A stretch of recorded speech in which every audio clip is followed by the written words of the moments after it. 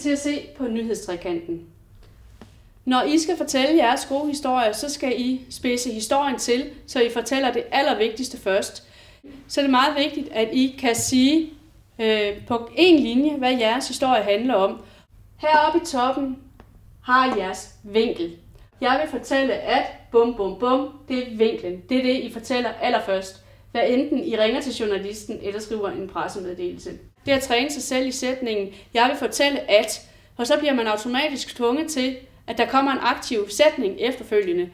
Hvis man siger, jeg vil fortælle noget om finanskrisen, som var sådan, jeg selv ville have gjort, før jeg startede på Journalisthøjskolen, så har man ligesom bare sagt et emne. Og hvis man kontakter journalisten og siger, jeg har en historie om finanskrisen, så kan det være alt muligt. Det kan være, stiger skilsmisseraterne, hvad sker der med boligmarkedet, hvordan er det at bo i udkants Danmark. Det kan være så mange forskellige ting, men hvis man kontakter journalisten med en historie, som hedder, jeg vil fortælle, at finanskrisen har gavnet mig, eller finanskrisen har givet mig et tab på 30% af min omsætning, eller hvad man nu har lyst til at komme i pressen med, så har man skabt fokus på, hvad det er, man vil sige, når man kontakter journalisten. Fordelen ved at have lavet den her øvelse er også, at når I sidder, hvis I vil skrive en pressemeddelelse om en historie, og I sidder og overvejer, at I har sikkert rigtig meget gerne skrive i jeres pressemeddelelse, men så kan I hele tiden stoppe op og se, det som jeg overvejer at skrive nu, passer det til den linje, der står allerøverst på mit papir. Hvis ikke den oplysning passer ind i det, så læg den til side til en anden gang. Herinde i midten af nyhedstrekanten, der har I lidt mere plads, eller lidt mere tid, om man vil.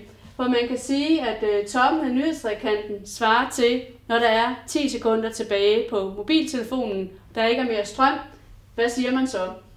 Her i mellemfasen er vi over i, hvad vil man skrive i en sms? Der skriver man sådan 3-4 linjer eller noget af den stil. Og det er det, der svarer til indledningen, både i ens pressemeddelelse eller i ens artikler. Og hernede i bunden af nyhedstrekanten har I så resten af jeres historie. Og jeg vil anbefale jer at få det hele samlet på maks 1 side. Pressemeddelelser på 2 og 3 sider, det er ikke noget, man får point på. Og når man ikke får point, så får man oftest ikke presseomtale. Det skal kunne gøres kortere.